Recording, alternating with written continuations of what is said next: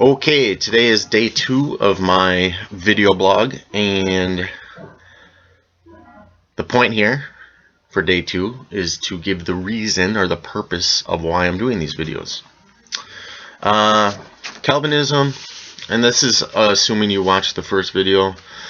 These are the only two that are going to really build upon each other. The next 20 or so are kind of going to be just random thoughts, really not in any particular order. I will be raising questions regarding Calvinism, thus the Calvinism Questioned YouTube title. And I will give some observations of how I've seen Calvinism be detrimental. Let's see, what else? I'll be looking at 2 scriptures only throughout this whole time. And there will be other things that I can't think of right now. So this is day 1 was definitions, day 2 purpose, and then I'll get into the actual trying to make Calvinism look bad. Alright, so my concern is that Calvinism is extremely prevalent, especially in evangelical circles right now, more so than it was even 10 years ago. It's sweeping across evangelical circles, and many people are grabbing hold of the idea, the belief, the view, the concept, whatever you want to call it. Time magazine in 2009, May 12, 2009 edition, said New Calvinism, it's just kind of the Calvinism, the rebirth of it, the Calvinism this time around that's really being impactful. It is one of the 10 great ideas changing the world right now. I'll say that again. Calvinism, according to Time magazine, is one of the 10 great ideas changing the world right now. That's concerning.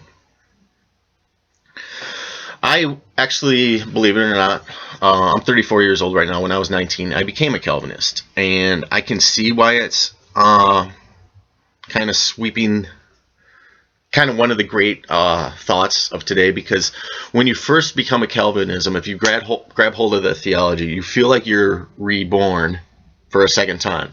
So there's this time when you become a Christian, and then there's this time that you're reborn again when you become a Calvinist, and you see things in a completely different light. And at first it can be totally awesome, sets you on fire, your passion, and it can be just life-changing. And I will argue that eventually it takes your focus off the main person, and it's Calvinism rebirth really is pointless, and the focus it takes you off of is Jesus Christ. And that was my experience, and that was the experience of many people that I knew. It was all focusing on this Calvinism, and Jesus Christ kind of got lost in the mix. And that's not to say every Calvinist falls in that camp, not even close. But it's almost like they have these conferences, and it's almost like this Calvinistic revival, and that's what's concerning to me. And so one of my goals, purposes in doing this, just little old me in a basement of a house, is to get 10 million views by Christmas and totally do away with Calvinism. No, you can divide 10 million by 100,000, maybe by a million, 100,000. Anyway, I'm just kind of doing my part for my friends and family to let them know that it's okay not to grab hold of this, and it's okay to be an Arminian, and actually it's more fun to be an Arminian.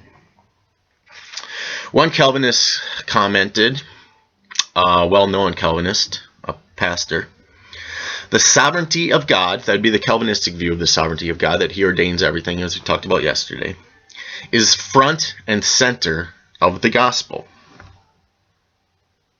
That, in my opinion, is not just concerning, that is scary to say that. That the sovereignty of God, God willing everything, is front and center of the gospel being the good news about Jesus Christ.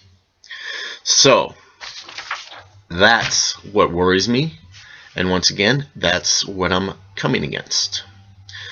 I will see you tomorrow.